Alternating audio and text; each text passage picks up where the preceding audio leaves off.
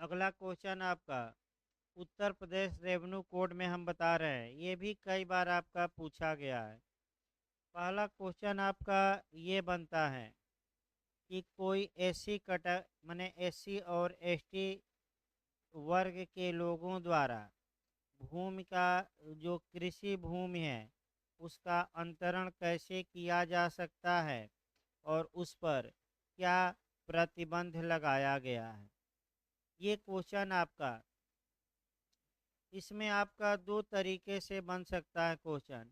या तो केवल और केवल आपका एससी के बारे में पूछ दे, अनुसूचित जाति के बारे में पूछ दे कि अनुसूचित जाति के लोग अपनी जमीन का या अपनी कृषि भूमि का कह सकते हैं कि कैसे अंतरण कर सकते हैं और इनके अंतरण करने पर क्या रोक लगाई गई है।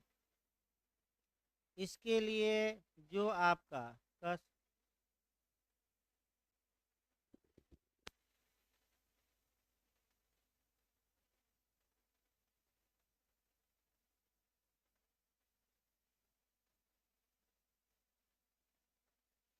देखिए आपका काफ़ी पहले भूमिका थोड़ा देखिए, तब आपका बेरेक शुरू किया जाए और प्रावधान मैंने थोड़ा बहुत दिमाग में आपका कुछ चीज़ें बैठाने का प्रयास करिए और तब आपका कह सकते हैं कि सेक्शन वाइज आपका बताया जाए। देखिए जो एससी और एसटी कैटेगरी के लोग होते हैं वे, उनको जो धनी लोग हैं या जो पावरफुल लोग हैं, ये होता क्या था कि इनको इनकी इच्छा को दबाकर या इनको बहला फुसला कर इनकी जो ज़मीनें थीं वह कम कीमत में ये लोग खरीद लेते थे। एससी के मामले में थोड़ा ये कम देखने को मिलता था, लेकिन जहाँ तक एसटी यानी कि अनुसूचित जनजाति का प्रश्न है उस मामले में यह ज़्यादा देखने को मिलता था। ये घटनाएं जो घटित हुई उस समय, जो उत्तराखंड का इस समय इलाका है और उसके आसपास का इलाका है, वहाँ आपका ये समस्याएं आपका ज़्यादा घटित हुई। ऐसी कंडीशन में आपका जो पुराना कानून था, उत्तर प्रदेश जमींदारी विनाश एवं भूमि व्यवस्था अधिनियम, उसमें संशोधन किया गया था और संशोधन करके आपका ये प्रावधान किया गया था। पुराना कानून थोड़ा देखिए कि अगर एससी कैटेगरी का कोई व्यक्ति, एससी कैटेगरी या एसटी कैटेगरी के व्यक्ति को आपका अपनी कृषि भूमि, दूसरी नहीं जो इस कानून के तहत गवर्न हो, कृषि भूमि अंतरित करना चाहता है तो उसके लिए ये प्रावधान था कि किसी की अनुमति की आवश्यकता नहीं थी। यानी कि अगर अनुसूचित जाति का व्यक्ति अनुसूचित जाति के ही व्यक्ति को या अनुसूचित जनजाति के व्यक्ति को अपनी कृषि भूमि का अंतरण करना चाहता था तो कोई रोक टोक नहीं थी। लेकिन अगर एससी कैटेगरी का व्यक्ति किसी अन्य को अपनी कृषि भूमि अंतरण करना चाहता था तो पहली शर्त ये थी कि वह कलेक्टर से अनुमति ले ले, और कलेक्टर अनुमति तभी देते थे एससी के मामले में जब ट्रांसफ़र के बाद एससी के पास लगभग 5.5 बीघा कृषि भूमि बची रहे। ये पुराना कानून था। 5.5 बीघा पर ही विवाद उत्पन्न होता था। सरकार, कोई सरकार आती थी तो उसको समाप्त करती थी और कोई सरकार आती थी तो फिर उसको आपका बहाल करती थी। ये मामला चलता रहता था। तो इसका काट क्या लोग करते थे, देखिए आपका काट एक दो कैसे लोग इसका मिसयूज करते थे। एक तो ऐसी कैटेगरी से ज़मीन ले लेते थे कम कीमत पर और उसमें ये दर्श आपका और लेखपाल इत्यादि से मिलकर नाम भी चढ़वा लेते थे और ज़मीन का कब्जा ले लेते थे, पहला। दूसरा तरीका ये था कि 143 पुराने कानून की धारा थी जिसके तहत घोषणा करवा सकते थे। जैसे ही ये घोषणा हो जाएगी कि यह जमीन अब कृषि भूमि से बाहर है, यानी कि व्यापारिक भूमि है, तो ये जो कानून है, ये भू राजस्व संहिता अप्लाई नहीं करेगा। तो जो पुराने कानून की धारा 143 के तहत घोषणा पाई जाती थी, अब नए कानून की धारा 80 के तहत हम घोषणा दिखाएंगे कि वर्तमान समय में जो घोषणा के लिए एप्लीकेशन दिया जाता है वह किस धारा के तहत अब दिया जाता है, आपका 80, यानी कि उत्तर प्रदेश रेवेन्यू कोड 2006 की धारा 80 के तहत जैसे ही एसी कैटेगरी का व्यक्ति या कोई भी व्यक्ति घोषणा पा लेता है तो उस घोषणा का प्रभाव ये होगा कि अब जितने ये उत्तर प्रदेश भू राजस्व संहिता 2006 के नियम हैं, अब उस भूमि पर लागू नहीं होंगे, और नहीं होंगे तो सारे प्रतिबंध अब क्या हो जाएंगे, हट जाएंगे। ये एक तरीका था, आज भी ये तरीका है। लेकिन जो 5.5 बीघा का नियम था वर्तमान में अब क्या हो गया है, समाप्त। लेकिन कलेक्टर की अनुमति जरूरी है, आपका कुछ आधारों पर मांग सकते हैं, यानी कि एससी कैटेगरी का व्यक्ति अगर अन्य व्यक्ति को एससी एसटी के अलावा किसी वर्ग के व्यक्ति को अपनी कृषि भूमि अंतरित करना चाहता है तो आज भी नियम यही है कि वह कलेक्टर से क्या ले ले, अनुमति।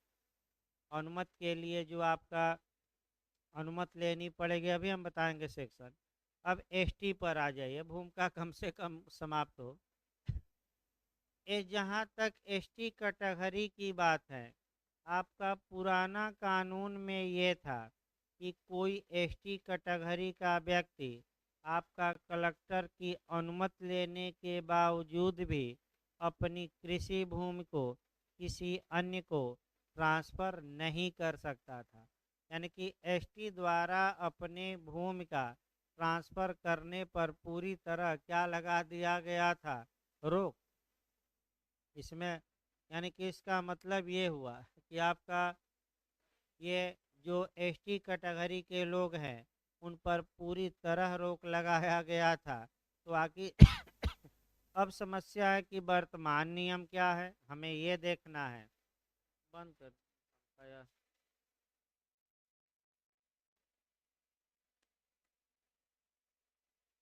वर्तमान नियम क्या है, तो वर्तमान नियम तो हम देखेंगे ही।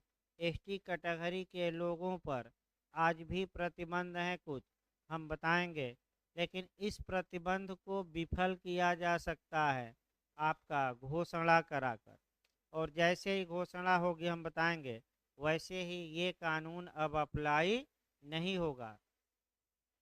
अब आइए देखा जाए आपका जो क्वेश्चन बनता है उस मॉडल से आपका चला जाए। वह मॉडल ये आपका बनाना है कि उत्तर प्रदेश भू राजस्व संहिता के तहत आपका अनुसूचित जाति द्वारा भूमि के अंतरण के बारे में क्या प्रावधान है और क्या प्रतिबंध लगाए गए हैं, इसकी विवेचना करिए। ये आपका पूछ सकता है।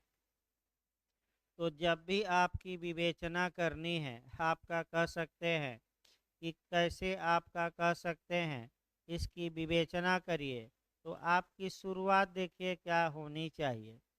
शुरुआत आपका 88 सेक्शन से करेंगे, यानी कि 88 से। धारा उत्तर प्रदेश भू राजस्व संहिता की धारा 88 यानी कि 88 प्रत्येक संक्राम्य अधिकार वाले भूमिधर को, यानी कि भूमिधर विथ ट्रांसफरेबल राइट, यानी कि बीटीआर हम शॉर्टकट में कहेंगे, यह अधिकार देती हैं कि वह अपनी संपूर्ण जोत का या उसके किसी भाग को अंतरित कर दे। लेकिन आपका अगर ऐसा बीटीआर अनुसूचित जाति का मेंबर है, अनुसूचित जाति मतलब एसी कैटेगरी का मेंबर है, तो ऐसी दशा में वह अपनी संपूर्ण जोत या उसके किसी भाग का अंतरण आपका कलेक्टर की अनुज्ञा से ही कर सकता है, अन्यथा नहीं। इसके लिए प्रावधान यानी कि अनुसूचित जाति के भूमिधरों द्वारा कृषि भूमि के अंतरण पर कुछ प्रतिबंध लगाए गए हैं और वह प्रतिबंध 98 में दिए गए हैं। यानी कि भूमि का बांधिएगा 88 से, और आपका एसी कैटेगरी के लिए आ जाइएगा उत्तर प्रदेश रेवेन्यू कोड 2006 की धारा 98। इसको अच्छे से तैयार करके जाइएगा। 98 को क्या करिएगा, अच्छे से कम सेक्शन याद रखें, कौन सा एसी के लिए 98। देखिए क्या कहा गया है।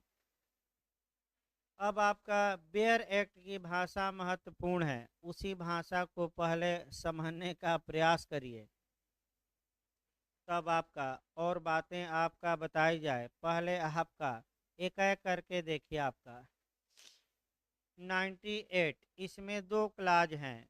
हेडिंग देखिए क्या दी गई है, अनुसूचित जाति के भूमिधरों द्वारा अंतरण पर प्रतिबंध। देखिए क्या है, इस अध्याय के उपबंधों पर प्रतिकूल प्रभाव डाले बिना अनुसूचित जाति के किसी भूमिधर को कलेक्टर की लिखित पूर्व अनुज्ञा के बिना कोई भूमि किसी अनुसूचित जाति के व्यक्ति से भिन्न किसी व्यक्ति को विक्रय, दान, बंधक या पट्टे द्वारा अंतरित करने का अधिकार नहीं होगा।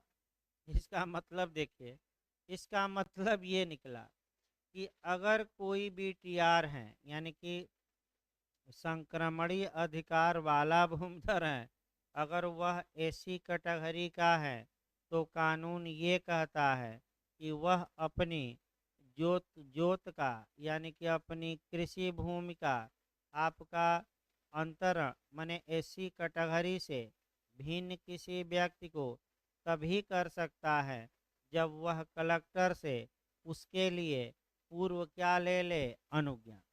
यानी कि आपका लिखित में अनुज्ञा ले कि मौखिक, लिखित।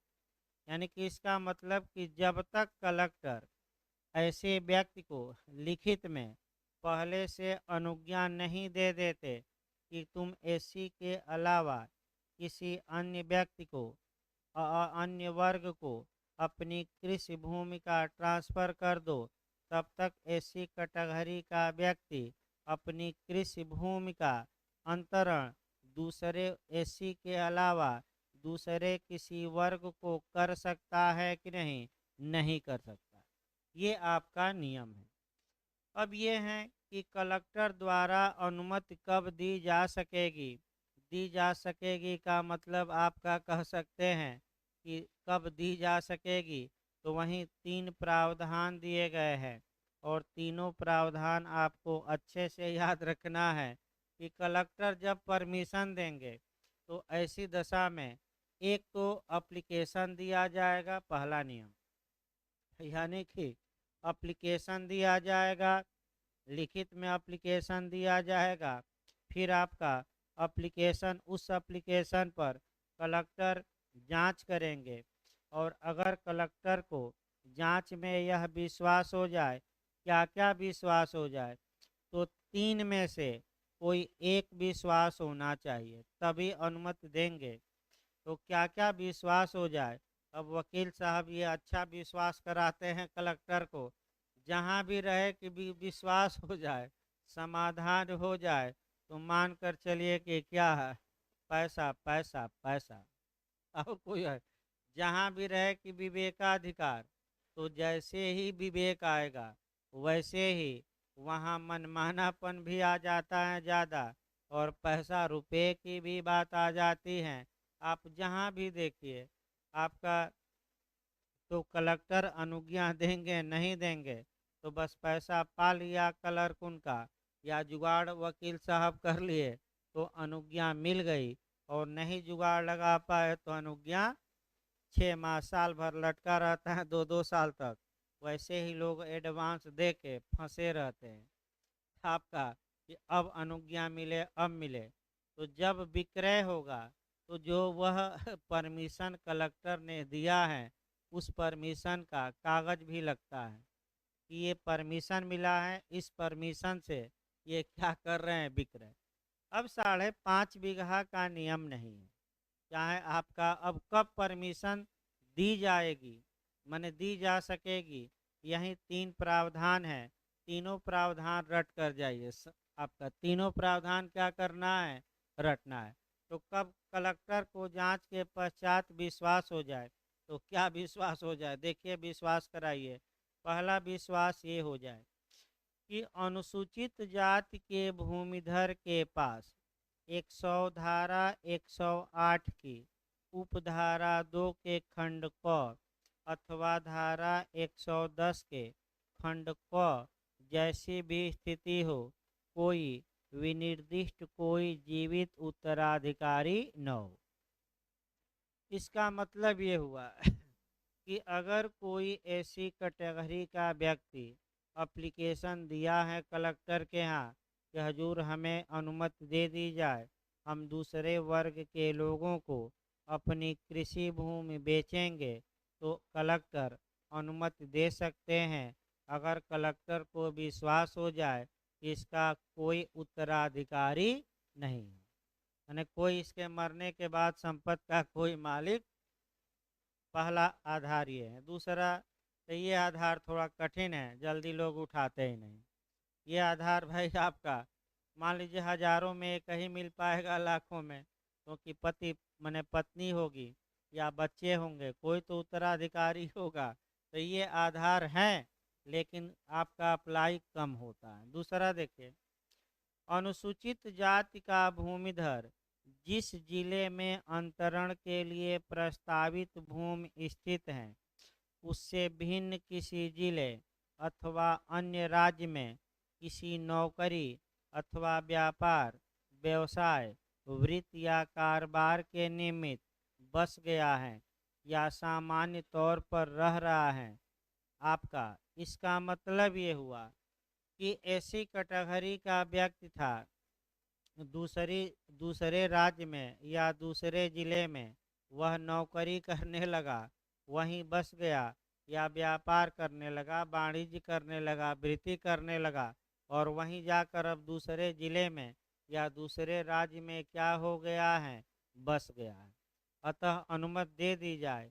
आपका मान लीजिए प्रयागराज में ज़मीन है, एमपी के रीवा में बस गया, जाकर मकान बनवा लिया, तो इस आधार पर वह डिमांड कर सकता है कि हमें अनुमति दी जाए, क्या, ताकि हम प्रयागराज की अपनी कृषि भूमि क्या कर सकें, बेच सकें, क्योंकि मैं नौकरी कहाँ कर रहा हूँ या आवास कहाँ कर रहा हूँ, अब रीवा या दूसरे राज्य में, या उसी राज्य के किस में, दूसरे जिले में, उसी जिले में नहीं, ये नहीं कि प्रयागराज में ही नहीं, या तो दूसरे जिले या दूसरे राज्य। ये भी थोड़ा मिलता है, आधार लोग दिखाते हैं, वकील साहब आपका फर्जी वर्जी दिखा देंगे, भाई फर्जीवाड़ा इसमें ज़्यादा चलता है, तो कहीं से अपना बनवा बनवा के वहाँ से दूसरे ज़िले से दिखा देंगे, भले यहाँ रहता हो, लेकिन एक बार विक्रय हो गया तो कौन आपका पूछने आ रहा है। लेखपाल साहब भी रिपोर्ट लगाएंगे दाखिल खारिज में, तो उनको भी क्या किया जाएगा, दे दिया जाएगा, उसमें क्या है, बिना लिए कहाँ रिपोर्ट लगाते हैं। हाँ,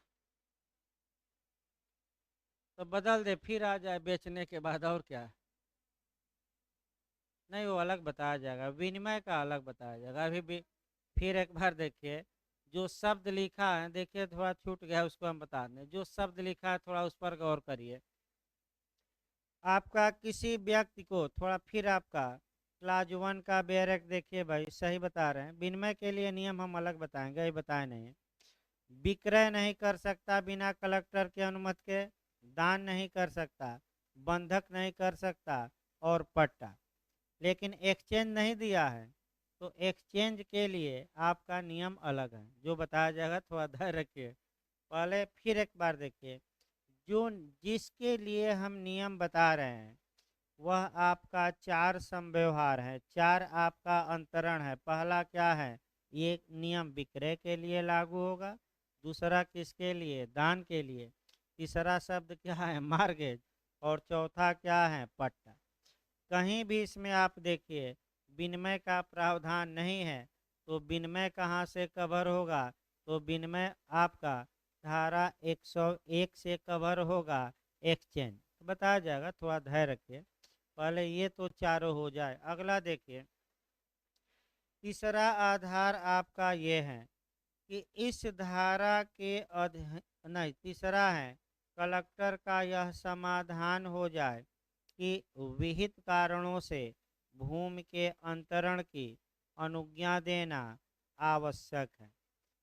यानी कि विहित कारण का मतलब, विहित शब्द थोड़ा पकड़िए, विहित का मतलब प्रेस्क्राइब्ड, प्रेस्क्राइब्ड मतलब नियमों द्वारा विहित, यानी कि नियमों द्वारा अन्य जो कारणों का उल्लेख किया गया है, अगर वह कारण विद्यमान है, ये कलेक्टर को विश्वास हो जाए, तो कलेक्टर आपका अनुज्ञा दे सकते हैं ऐसी कैटेगरी के व्यक्ति को कि वह अपना कृषि भूमि किसी अन्य को क्या कर दे, ट्रांसफर। इसी में आपका दिखाया जाता है, देखिए क्या क्या दिखाया जाता है कि हजूर हम बीमार हो गए हैं और बीमारी में इलाज में ज़्यादा पैसा लगेगा, पैसा है नहीं, अतः हमें इजाज़त दी जाए कि मैं अपनी कृषि भूमि बेचकर पैसा पाऊं और क्या करूं, आपका मैंने इलाज करवाऊं। फिर आपका कह सकते हैं कि ज़्यादातर विवाह का दिखाया जाता है कि विवाह करना है, घर में पैसा है नहीं, हम चाहते हैं कि विवाह लड़कियों को अच्छे ढंग से करें, अतः ऐसी कंडीशन में पैसा है नहीं, आप इजाज़त दीजिए ताकि मैं ज़मीन अपनी बेच सकूं और अच्छा विवाह कर सकूं।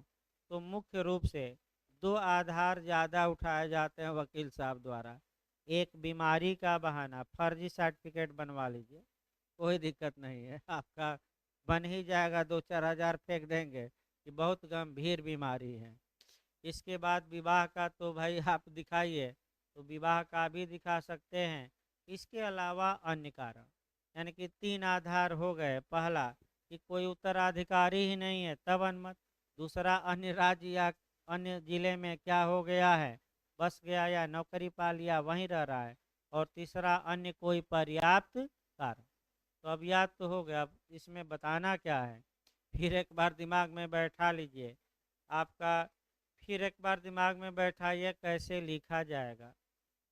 सबसे पहले 88 उठाएंगे कि धारा 88 प्रत्येक संक्रमणीय अधिकार वाले भूमिधर को ये अधिकार प्रदान करती है कि वह अपनी संपूर्ण जोत या उसके किसी भाग का अंतरण कर सके।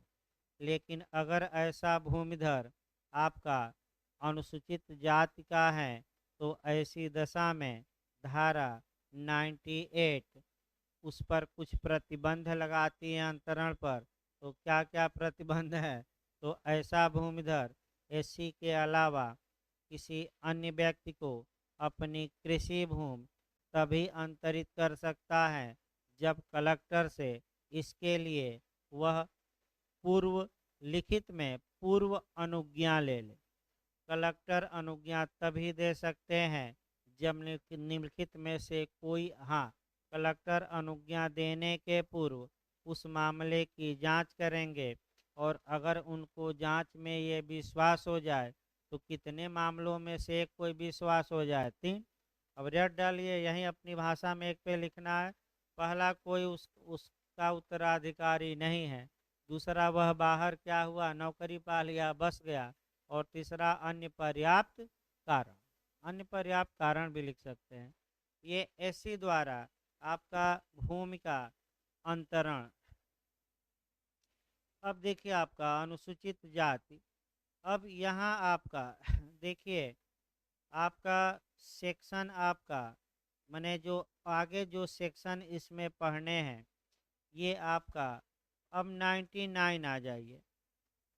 जहाँ तक 99 का प्रश्न है, आपका एसटी कैटेगरी का देखा जाए, यानी कि अनुसूचित जनजाति। अगर कोई व्यक्ति अनुसूचित जनजाति का व्यक्ति है, यानी कि एसटी कैटेगरी का व्यक्ति है तो उसके द्वारा कृषि भूमि के अंतरण पर रोक सेक्शन आपका 99 में लगाया गया है। तो 99 में आपका क्या प्रतिबंध लगाया गया है? बहुत छोटा है, देखिए आपका इस अध्याय के उपबंधों पर प्रतिकूल प्रभाव डाले बिना अनुसूचित जनजाति यानी कि एसटी के किसी भूमिधर को विक्रय, दान, बंधक या पट्टा के द्वारा किसी भूमि को अनुसूचित जनजाति से भिन्न किसी व्यक्ति को अंतरण करने का अधिकार नहीं होगा। इसका मतलब ये हुआ कि कलेक्टर की अनुज्ञा लेकर भी एसटी कैटेगरी के लोग एसटी कैटेगरी के अलावा किसी अन्य वर्ग के लोगों को अपनी कृषि भूमि का अंतरण नहीं कर सकते। तो अंतरण में चार बातें याद रखिए, क्या क्या नहीं कर सकते। आपका तो विक्रय नहीं कर सकते, दान में नहीं दे सकते, पट्टा नहीं कर सकते और बंधक नहीं कर सकते। फिर एक बार समझने का प्रयास करिए, बहुत छोटा है। एसटी कैटेगरी के व्यक्ति पर आपका रोक लगाई गई है। आपका ना वैसे पूछा जाता है सामूहिक रूप से, क्योंकि एससी के लिए थोड़ा नियम ज़्यादा था और एसटी जब लिखेंगे तो 5 लाइन में समाप्त हो जाएगा, 4 लाइन में। 5 लाइन यही रहा कि सेक्शन आपका डाल देंगे 99।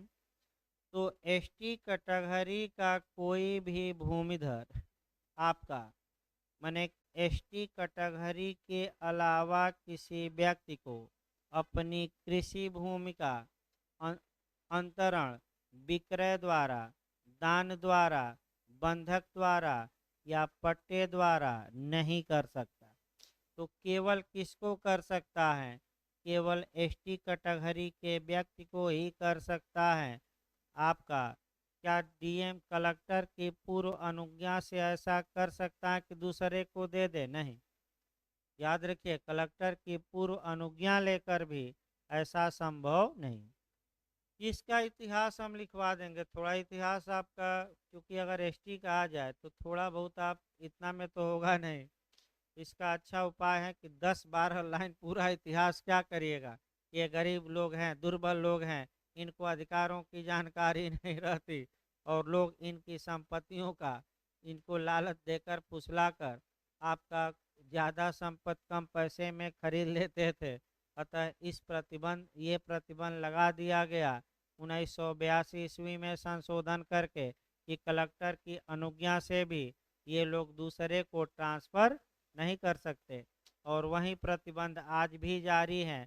बस सेक्शन जोड़ दीजिएगा, उत्तर प्रदेश भू राजस्व संहिता 2006 का कौन सी धारा? 99। अब आइए आपका 100 देखा जाए, धारा 100 देखिए अच्छे से। आपका अनुसूचित जाति और अनुसूचित जनजाति के सदस्यों द्वारा बंधक रखना, यानी कि इसका मतलब ये हुआ कि एससी और एसटी के वर्ग के जो लोग हैं क्या अपनी ज़मीन को मार्गेज कर सकते हैं कि नहीं, इस बारे में कुछ नियम बताए गए हैं। और देखिए आपका क्या नियम दिया गया है। इस संहिता में किन्हीं अन्य उपबंधों में दी गई किसी बात के होते हुए भी अनुसूचित जाति या अनुसूचित जनजाति का कोई भूमिधर या कोई आसामी राज्य सरकार से या धारा 92 के खंडकों में निर्दिष्ट किसी संस्था से लिया गया या लिए जाने वाले ऋण के लिए प्रतिभूति के रूप में बिना कब्जे के बंधक द्वारा किसी जोत या उसके किसी भाग में अपने हित का ट्रांसफ़र कर सकता है। अब यहाँ आपका जो महत्वपूर्ण है, यानी कि क्या एससी और एसटी कैटेगरी के लोग अपनी कृषि भूमि का मार्गेज कर सकते हैं कि नहीं? तो सबको नहीं कर सकते, ध्यान में रखना है। या तो किसी मान्यता प्राप्त संस्था को कर सकते हैं या सरकार को, यानी कि इसका मतलब कि अपनी ज़मीन को बैंक में कागज रख के और क्या बैंक से उधार ले सकते हैं कि नहीं ले सकते हैं। लेकिन किसी प्राइवेट व्यक्ति से ले सकते हैं कि नहीं नहीं। लेकिन वह भी जो मार्गेज होगा, मैं कल एक केस बताया था, लिखवाया भी था, कौन सा, भगवतिया बनाम डीडीसी, यानी कि चकबंदी उप निदेशक का, वो भी जो मार्गेज होगा वह भोग बंधक नहीं होगा, कब्जा नहीं देना है।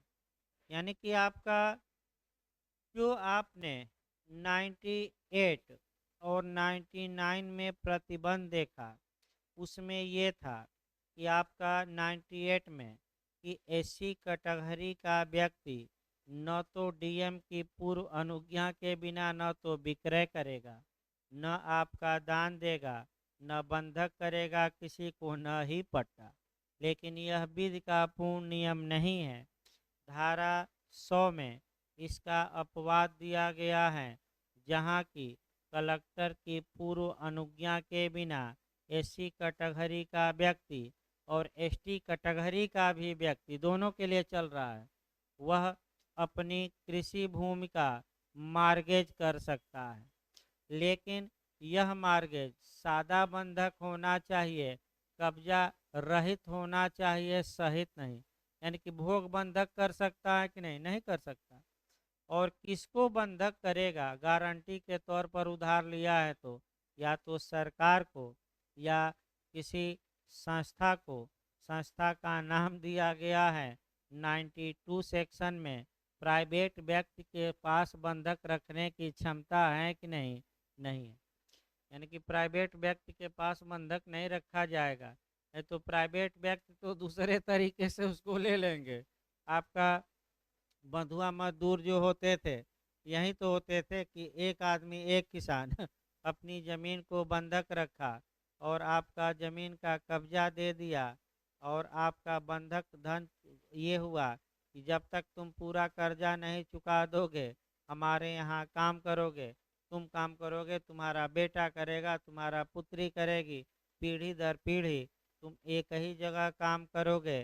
तो ऐसी कंडीशन में तमाम कानून बनाकर बंधक जो ये आपका होता था, ये बंधुआ मजदूर, इनको दूर किया गया।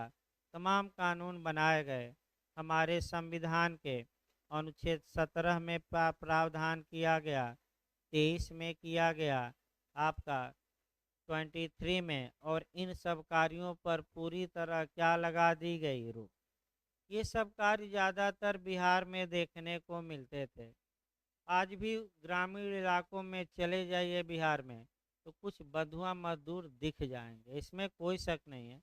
भले विकास हुआ हो, लेकिन आज भी आपका कुछ मने मामले ऐसे हैं जहाँ की पुरानी परंपरा चल रही है। तो बंधुआ मजदूरी आपका इसलिए आपका ये रोक लगाई गई। अब आइए एक्सचेंज देखा जाए। क्या, हाँ, टीपीए के साथ ही तो पढ़ना है।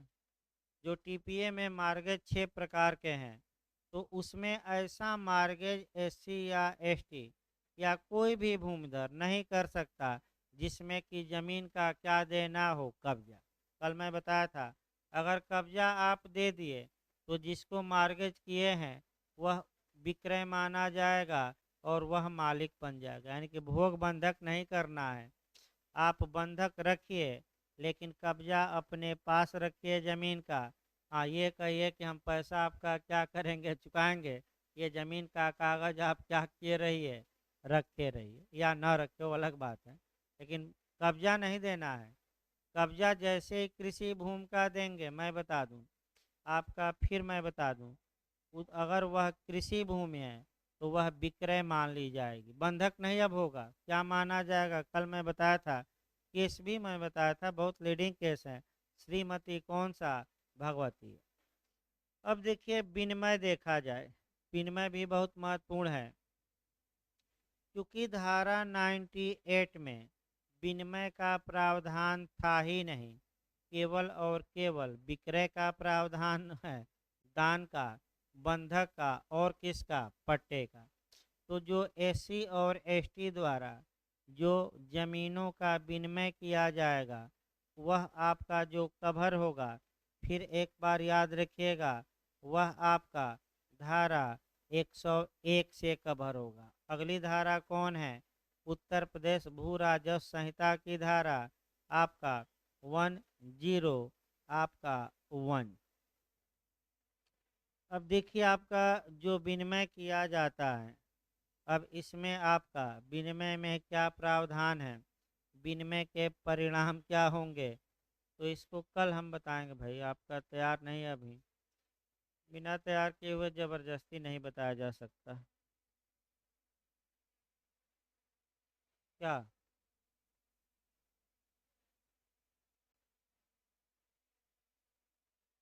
अब धारा 100 का उल्लंघन करने पर परिणाम परिणाम क्या होगा? नहीं, टीपीए के अकॉर्डिंग नहीं। देखिए आपका ये लोकल लॉ है और उत्तर प्रदेश में टीपीए और इसमें टकराव होता है तो कृषि भूमि का मामला है तो ये कानून लागू होगा। नहीं टकराव होता है तब टीपीए। फिर एक बार देख लीजिए, अगर टीपीए और इसमें टकराव होता है तो ये कानून टीपीए पर क्या करेगा? प्रिवेल करेगा। लेकिन पूरे देश में नहीं, केवल उत्तर प्रदेश में, वो भी किस भूमि के बारे में? केवल कृषि भूमि। कल और हम बताएंगे। विनिमय बचा है आपका, क्योंकि भाई तैयार नहीं है तो ज़बरदस्ती नहीं खींचा जा सकता। कॉन्सेप्ट क्लियर हमारा हो तभी तो बताया जाएगा, क्योंकि पहली बार पढ़ाया भी जा रहा है। इसके पहले तो कल इसको हम पढ़ाएंगे। विनिमय एससी एसटी आपका हो ही जाएगा। तो समर्पण भी 10-15 मिनट का है, परित्याग और एक घोषणा पढ़नी है। हाँ सही है वो, लेकिन कब्जा नहीं देना है सरकार को। कब्जा एससी एसटी अपने पास बनाए रखे, गारंटी के तौर पर जमीन रख दे कि हम पैसा आपका नहीं देंगे, तो आप क्या करिएगा? लेकिन कब्जा नहीं देना है कृषि भूमि का, न सामान्य में है न एससी एसटी द्वारा। ये कल भी बताया, लगातार मैं केस बता रहा हूँ भगवती हक।